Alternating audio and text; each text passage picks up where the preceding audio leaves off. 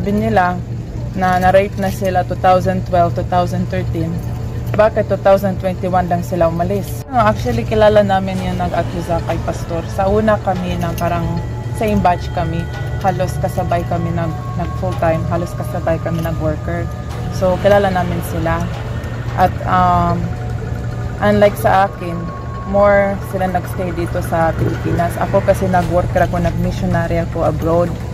So, sila, araw-araw kasama nila si Pastor. Ako, twice a year lang ako uuwi at pinakamatagal magstay ako ng 4 months. Which is, every worker, kahit saan ka pupunta, our desire is to be here. Pero syempre, dahil malaki ang gawain, pinadala kami sa iba't ibang bansa. So, ang masabi ko lang na talaga, palad sila na kasama niya si Pastor araw-araw. At kung masasabi nila, na na-rate na sila 2012, 2013. Bakit 2021 lang sila umalis?